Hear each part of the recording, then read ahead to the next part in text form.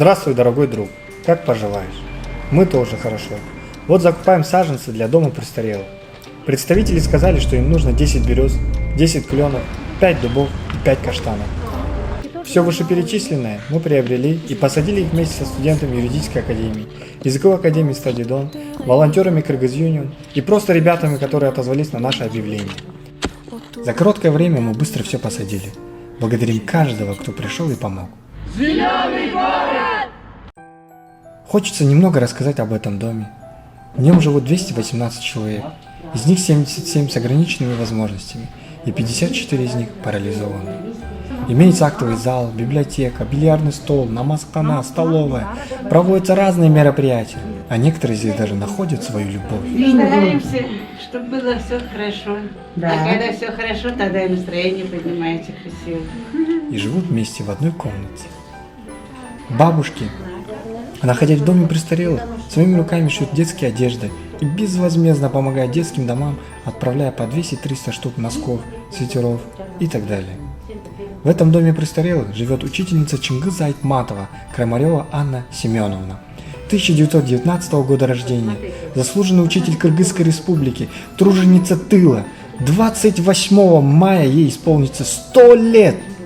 Просто представьте, 100 лет. Она все еще читает книги без очков, и у нее в комнате безупречно чисто, сама все убирает.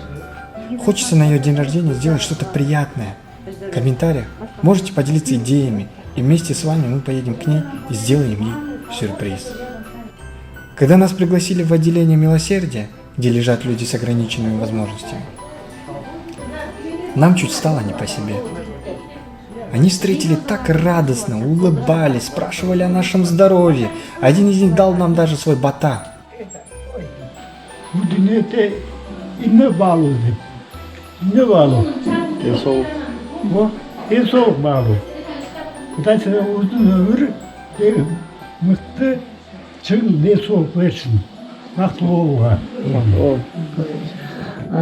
Эч убакта мен айта албайм, жаштардан ыйман кетип барат деп. Наоборот, азыр жаштар ыймандуу болуп баратасыңар.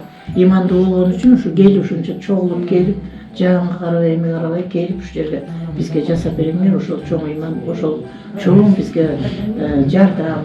Ошол үчүн биз силерге ушул жерде 200дөн ашык кемпир чалдар ак батабызды беребиз. Ошолордон эмнеңер экен, тиги жанагы депутаттар анан тиги президенттерден эмнеңер экен. Может, келечекте ошо араңарда президент тургандар, депутаттар тургандар турсун ошондой ошого астыңарга цел коюп, ошого жеткенге аракет кылгыла. Анан азыр жашсыңар, силердин канча күнүңөрдөн бир экеле күнүңөр ачылган азыр. Калганын баары өзүңөрдүн колуңарда. Анан азыр ата энеңерди угуп, мугалимдердиңер угуп, жаман жолго баспай, жакшылап эле эметип кетсеңер, келечегиңер кең. Я, честно говоря, не ожидал такой реакции и отношения. И задумываешься. Большинство людей не ценят того, что имеют, и крутятся, как белка в колесе, не радуясь той жизни, которую имеют. А ведь счастье в мелочах. К примеру, люди, которых мы сегодня видели, в их голосах и глазах чувствовалось больше радости, силы и мужества, чем у людей, которые в повседневной жизни ноют и вечно недовольны. Отлично. Молодцы. У нас тоже нет. Скоро будем постараемся больше помочь. Мы также узнали, что некоторые дедушки и бабушки не знают, что они находятся в доме престарелых. Ведь им тяжело принять ту реальность, что их дети оставили. Само внушают себе, что они вылечатся и поедут к себе домой. Однако, по факту, их дети оставили. От этого становится очень грустно. Мой посыл: любите и берегите своих родителей. Они для нас все сделали. Почаще говорите, что вы их цените, и делайте все, чтобы они были довольны. Тогда и домов престарелых не будет. Мир. Не без добрых людей. Ранее определенные звезды купили сантехнику. Хайрат Прибердиев оказал помощь при ремонте отделения милосердия. Время от времени приезжают студенты разных вузов и ухаживают за людьми с ограниченными возможностями. В доме очень не хватает техники. Стиральной машины, микроволновки, элементарно нет перил для людей с ограниченными возможностями. Посадив саженцы и увидев все это, для себя принял решение, что хочу установить перила и купить стиральную машину. Кто хочет помочь финансово, пишите в директ. Вместе поможем. Отмечай людей, кто в силах финансово тоже поддержать.